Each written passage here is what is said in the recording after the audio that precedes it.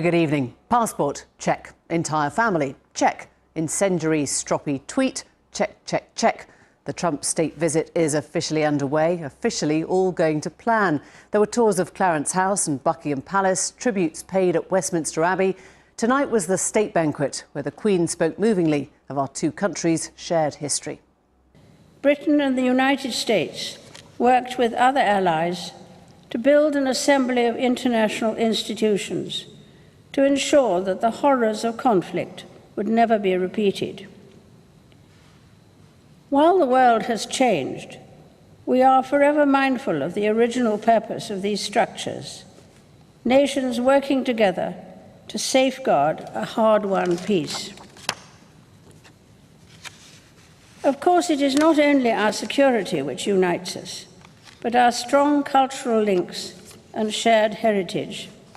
Warm words this morning was all a little grumpier. Donald Trump was moved to call the Mayor of London a short, stone-cold loser as he sat on the Essex tarmac. And he threw in a couple of insults for the New York Mayor Bill de Blasio too. We'll speak live to him in a moment. Tonight we ask what we learn about our own politicians from their response to President Trump. Should they play the man or the ball, that is, the president himself or his office of state? When Conservative contenders are queuing up for his endorsement, is it demeaning to beg America's president for approval and trade deals, or pure stupidity to treat him like the enemy?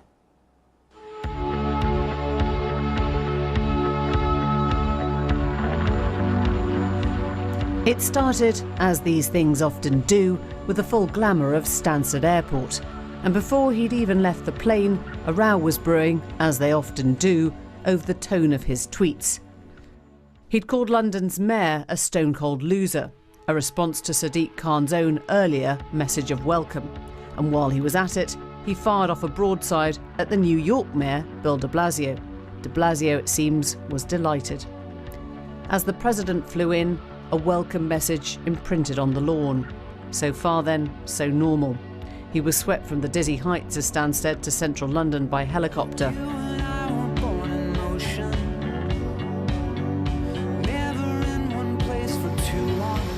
A further ride took him to Buckingham Palace, a reminder that this populist president cannot actually face the people of Britain, arguably America's closest ally.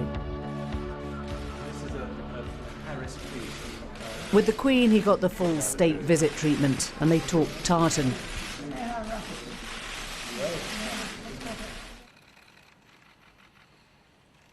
In the Abbey, he was reminded of our shared past, united against a common enemy in war.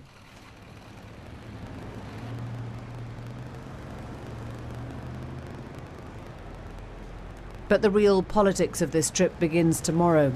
Final preparations being put in place for the coming days, official and unofficial.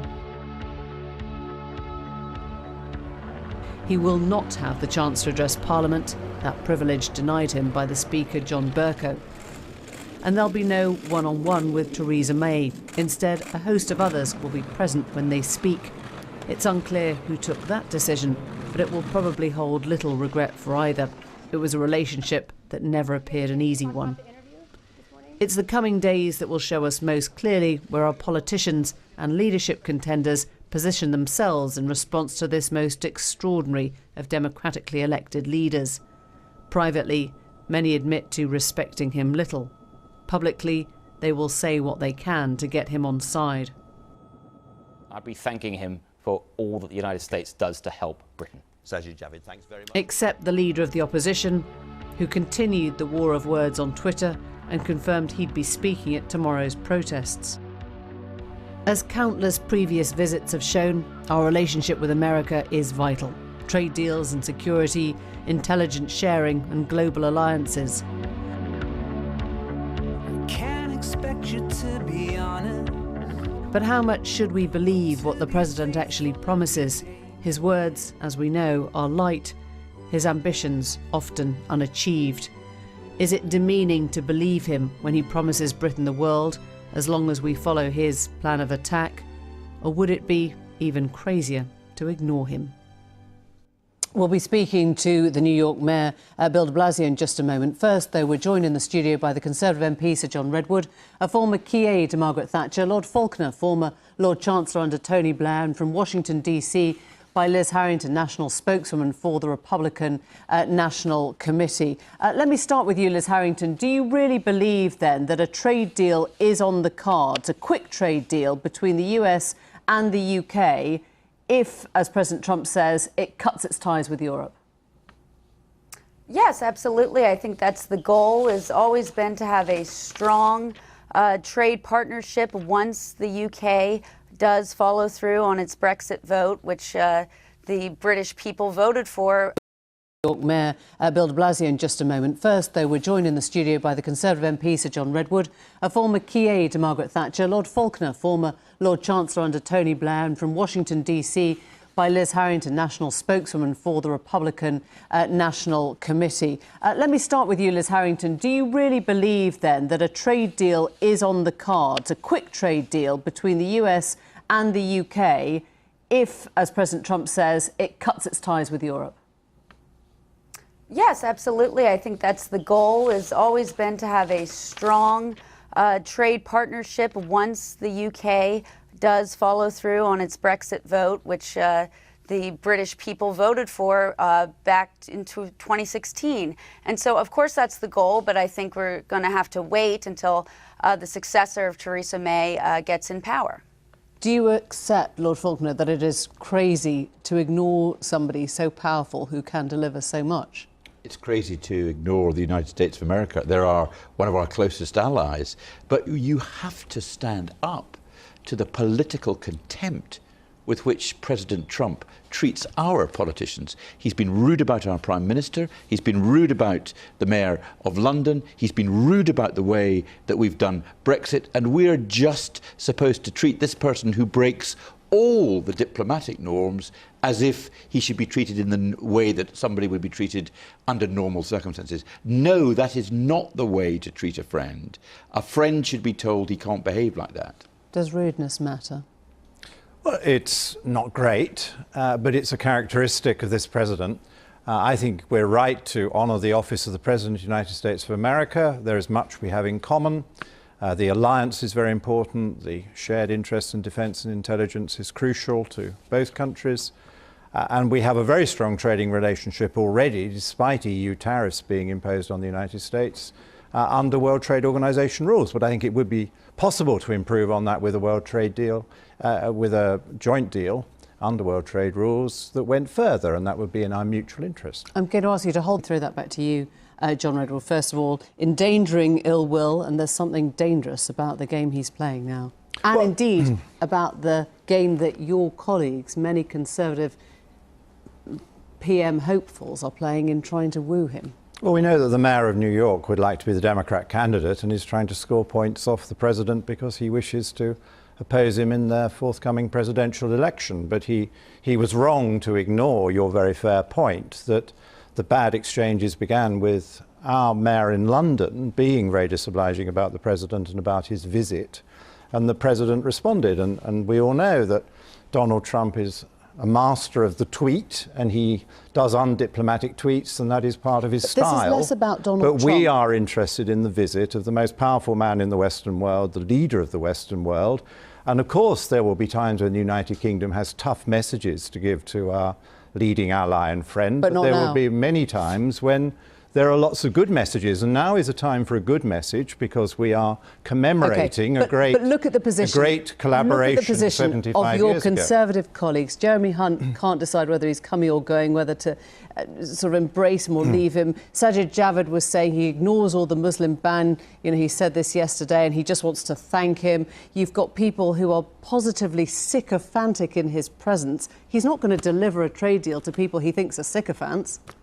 Well, he will deliver a trade deal that makes sense to the United States of America, and any British Prime Minister has to stand up for British interests in a way which we lamentably didn't in our negotiations with the European Union.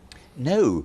I mean, the President is playing, as Bill de Blasio said, a wholly inappropriate and dangerous game. Any sensible British politician, whether a Conservative or a Labour, will say, we will choose the next Prime Minister. We will not... Isn't it the opposite of patriotic? If all this was to gain sort of British patriotism back, isn't it completely the opposite? Well, each individual candidate for the leadership will make up their own mind about their attitudes towards the United States of America. I guess one candidate was well known to the President likes him, and then the other candidates got jealous.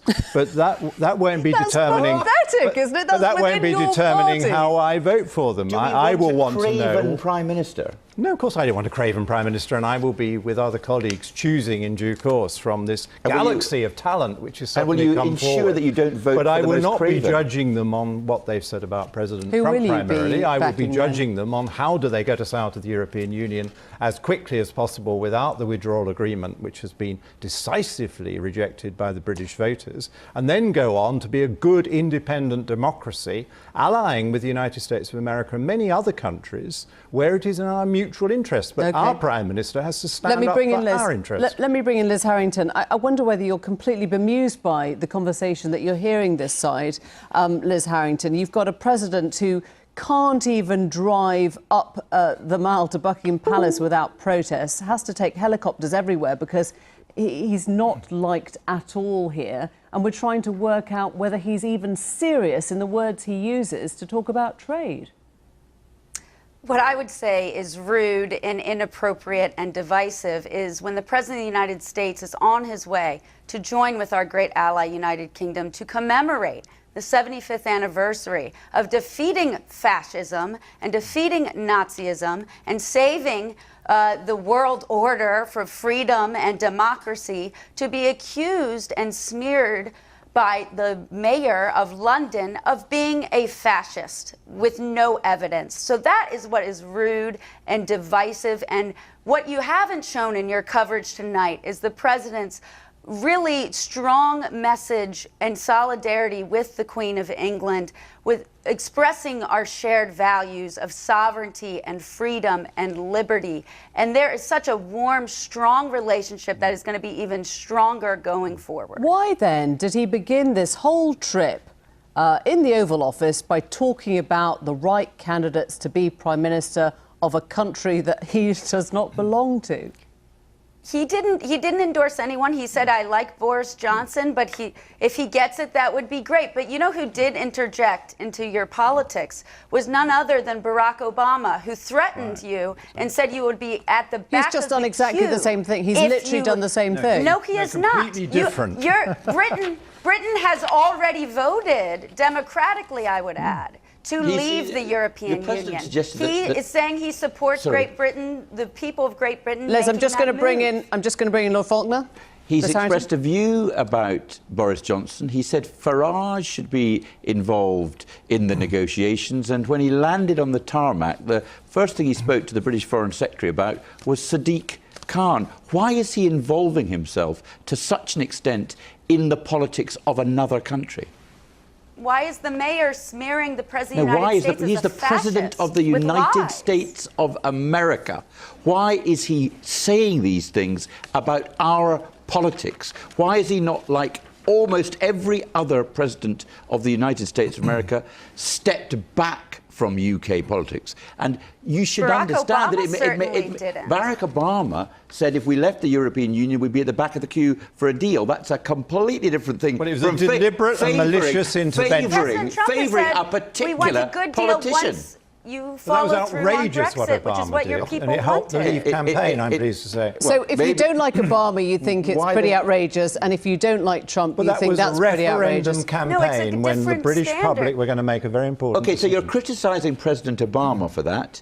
Why are you not criticising Could I finish the point? Why are you not criticising President Trump for making suggestions, first of all, about how Mrs. May should conduct the negotiations? He was critical of her. And secondly, suggesting Farage. I want to move this on to the position that the opposition have taken. Jeremy Corbyn, we know, will be speaking. He didn't attend the banquet tonight. He'll be speaking in protest at the rally tomorrow. Is that the role for the Leader of the Opposition? Well, normally not, most certainly not. But once the President of the United States engages to such an extent in UK politics, then it's very difficult both for Sir Vince Cable and the Leader of the Opposition. He's not responding to Trump's Brexit plan, I don't think, He's tomorrow, certainly not responding to his Brexit plan. So should he be protesting? Should he be on the stump protesting? I think that the way that President Trump has conducted himself towards British politics, which includes breaking with the norm that you don't get involved in UK politics, made it very difficult both for Sir Vince Cable and for Jeremy Corbyn to go to the dinner, because it's very difficult to disassociate the President of the United States from President Trump. He could be in power in 6 months' time, and he's made it clear that he will engage with President Trump, and he's made it clear that he will speak to President Trump, and he has made it clear he will raise his issues direct with him, but not the honour of a state visit. But the Leader of the Opposition should be at a banquet like that, and if he has a disagreement with the President, the courteous thing to do is to go to the banquet and tell the President privately but firmly why he disagrees with him. I think it's a cop-out what Jeremy Corbyn is doing, and I think he's letting the country down by what he's doing. We've run out of time. Sorry. Thank you all very much. That was very polite.